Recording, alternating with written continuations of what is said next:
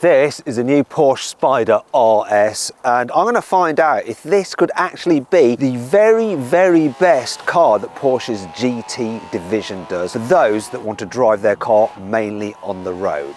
Let's find out.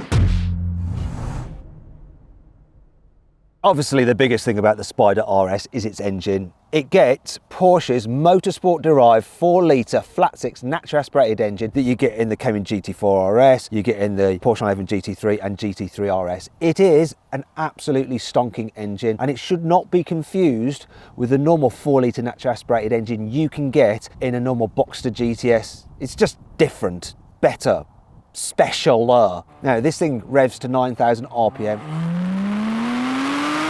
It's insane. Plus, it puts out 500 horsepower and 450 Newton meters of torque, and it drives the rear wheels via a 7-speed PDK automatic gearbox. Now let's just check out the launch on this car. So 0 to 60 is supposed to take 3.4 seconds. Let's find out using the specialist timing gear. Left foot on the brake, full the throttle.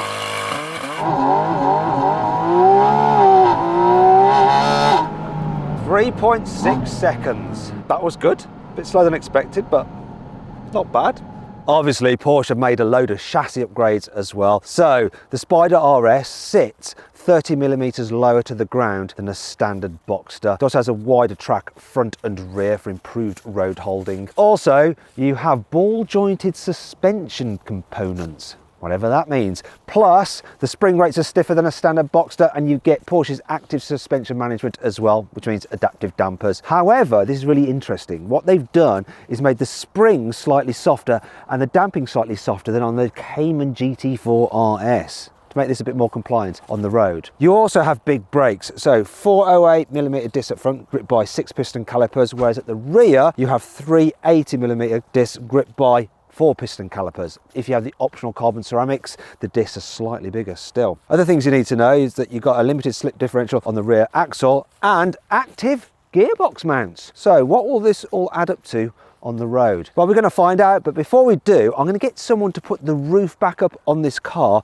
because apparently it's quite complicated, but I'm not going to watch them do it because we're going to have a little bit of a challenge later on. Now, the first thing I want to check when driving this new Spider RS is whether it is a car that's more livable every day than the hardcore Cayman GT4. Because with that, the suspension's so far that it just jostles you about over any bumps. Also, it has a tendency to tramline, so it will follow ruts in the road, which makes it an absolute handful to almost get to your driving road in the first place. And then there's the engine noise. It's brilliant. But after a while, the constant noise in your ear hole when you're just wanting to get somewhere can get on your nerves a bit. And that could be worse in this, because obviously with this fabric roof, you're going to get even more sound entering the cabin. Now, the first thing I can address quite quickly, the changes to the suspension on this car to make it softer than the 4RS have absolutely worked. It's noticeably more compliant, noticeably easier to just live with. It's not tramlining. It's not bouncing me about all over the place. It feels perfectly acceptable. In terms of the suspension, I could quite happily spend a long time in this seat. Now, as ever, this is the problem with driving anywhere on a road in the UK. You get behind someone doing about 30 odd in a 60, which is fine. And that's why it's important that cars such as this are cars that you can just sit back, relax, and just go, do you know what? I can chill. I can wait, I can bide my time. Whereas in the 4RS, I'll be itching to get past.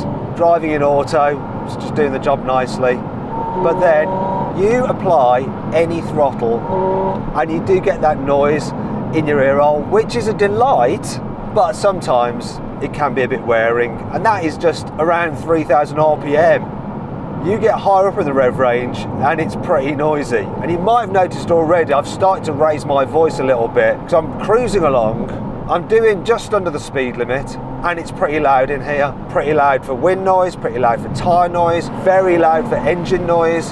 So as a daily, there is still a little bit of a problem with this car, like the GT4 RS. It's not as bad, and I'd much rather have it for longer journeys, but it's still there. Can't fault the brakes though. They're not grabby, they're not a problem, they're easy to use, they're very powerful, and the gearbox as well, it's on point, doesn't change unnecessarily. It changes exactly when you need it to. Steering, it's nice, precise, not overly excitable. It does make it all round a very nice package, apart from those two things about the noise. Though, that's not the main reason for buying this car, is it?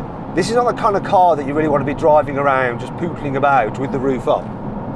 Let's stop, take it down, and have some fun. Now, I've done it before in the previous version, but I can't quite remember. Though I do know that you have to do these bits first. And I think you pull that, yeah. Then I think, right, yes. You don't want that to flop down on your carbon fibre, what? Obviously, there's the bit in here. Right,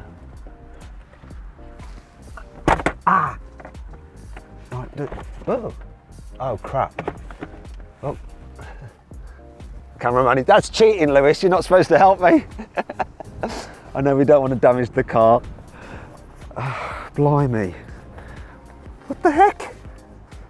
Oh, look, yeah, look in here.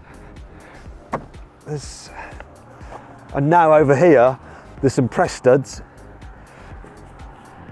Do I do these? Oh, you pull them like that. And then look, see these clips here? Just under that. Right, we get in there. How do I get rid of this bit? Right. What's going on with this? Is this right? Is that?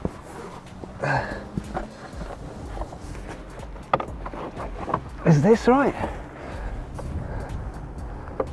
A few minutes later. I might have to look in the manual or go on the internet. So I should have lifted the clamshell to begin with. You just stood there laughing.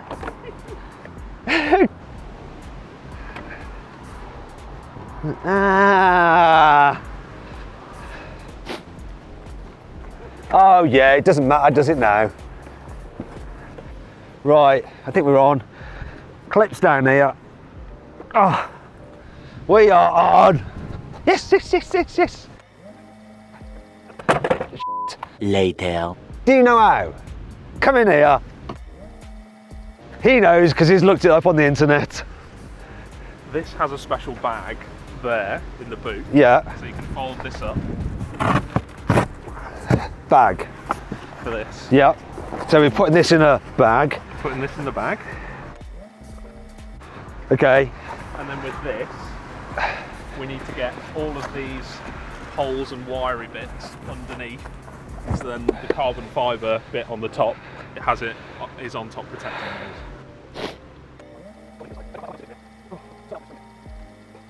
I don't want to get it all dirty on the floor. Can you take the other side? What do we do then? You need to get these underneath.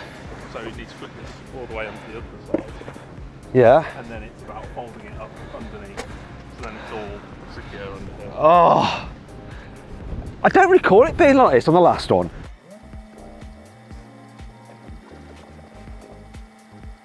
We don't know, do we? I think we're a bit stuck. Shall we just go and move it onto the grass so we don't put it in the mud? Right, do you want to go look? Oh, I'm freezing. Much later. In here somehow. Lewis, can you hold that? Stop it.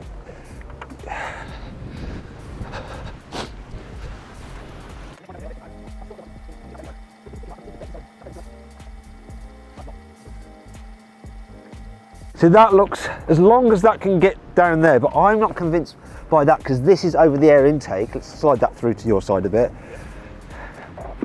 So I mean, that's kind of a bit over that's the air intake for the engine that makes a glorious noise. But look, that does not look right there because this has got to cut down on there. His looks better. Don't I come and do this side as well? Much later. See, this seems flatter now.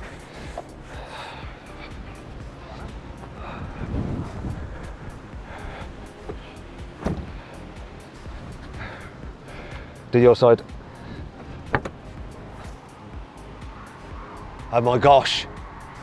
Yes, let's put those down. They go down like that, don't they? Yeah. That is it. Done.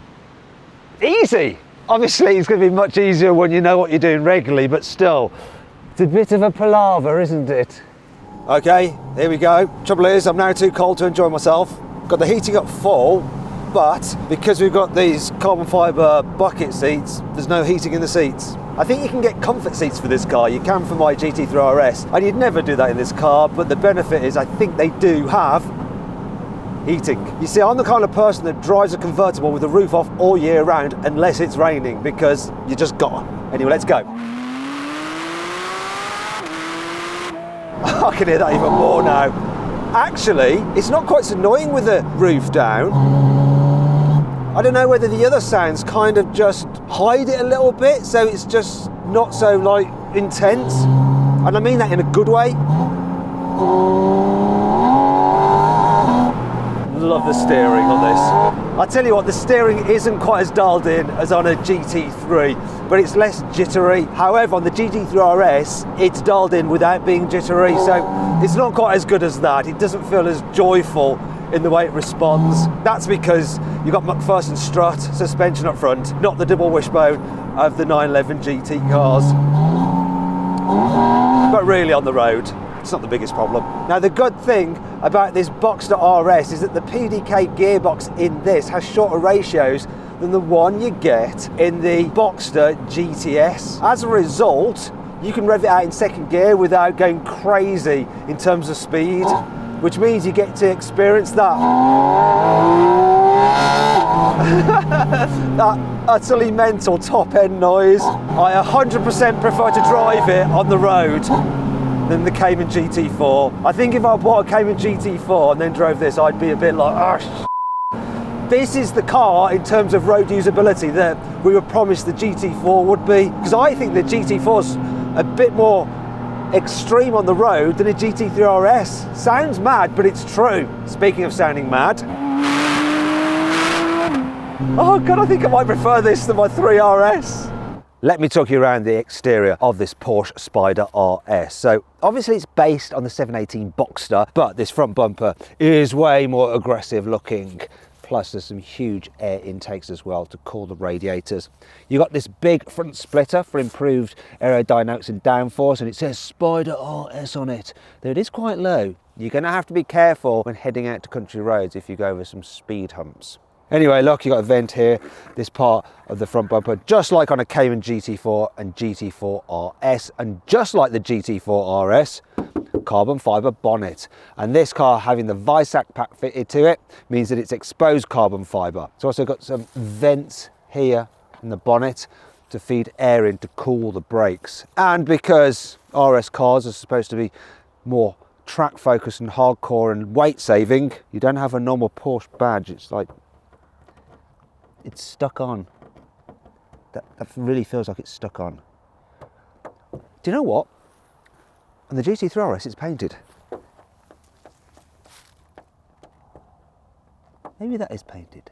No, it's on top of the gloss. It's a sticker. Anyway, moving down the side, we've got these air breathers here to smooth airflow over the wheels. Plus the wings, they're made out of carbon fibre and they're sculpted there. A little bit like on the GT3 RS, but not so extreme. You also, like a GT3 RS and the GT4 RS, of course, have these air vents here to relieve air pressure from the wheel arches, let it escape, help keep the car nice and secure and like that. Less lift. That's where I was going with that.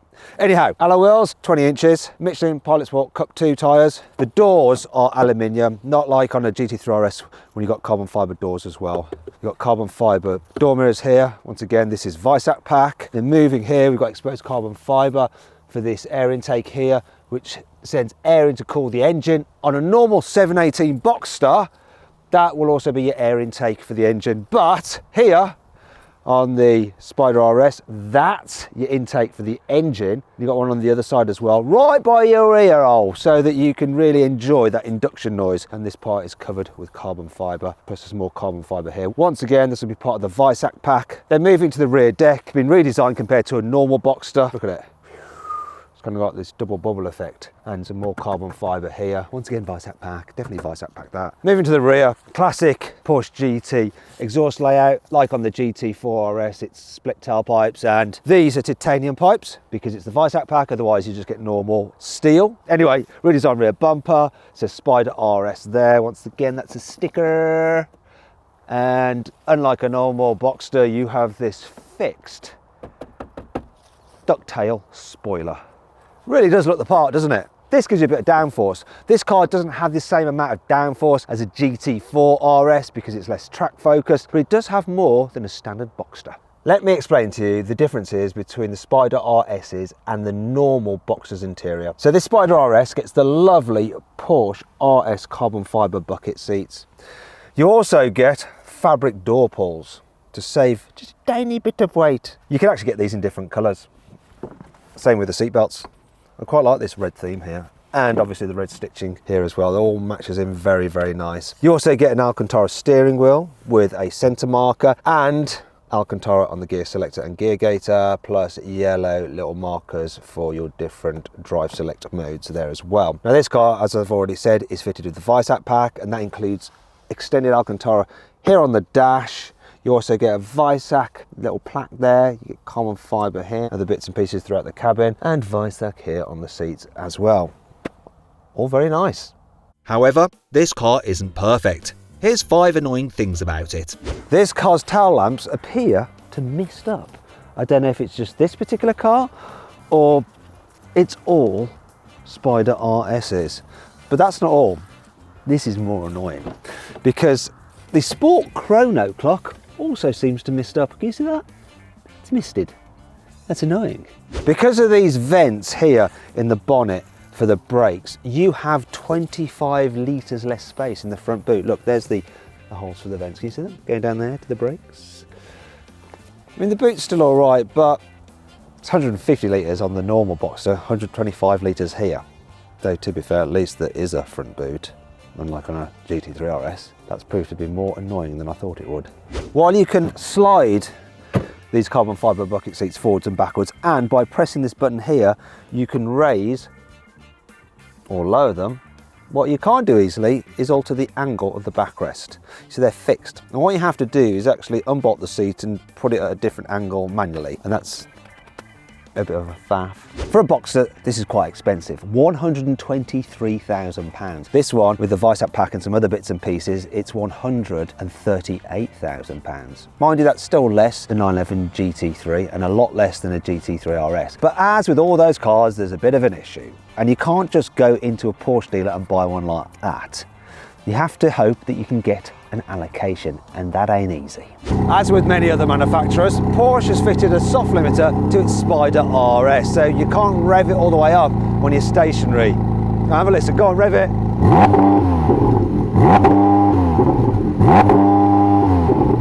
And that's your lot, unless of course you do the little cheat of putting it in drive, then pulling both pedals, then you can do this.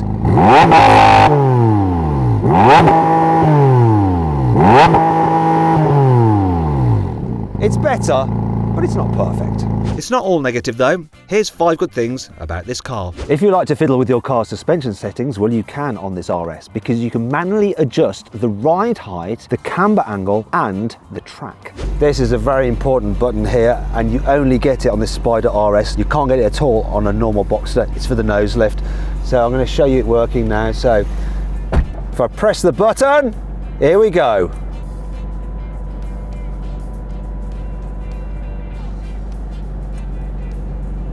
And now I don't need to worry about scuffing that splitter, do I, going over speed bumps? The alloy wheels are forged, which makes them stronger yet lighter, plus you have these centre locking caps for quick release. Now if you want to, you can upgrade to magnesium wheels, which will save 10 kilograms overall, and that's unsprung mass, though they do cost £11,000 a set. Most of the car's underbody is flat. Have a look, you'll see. Helps improve the aerodynamics. Now if I take you around the rear, wait a minute, that sounds a bit rude. Let's go to the back of the car.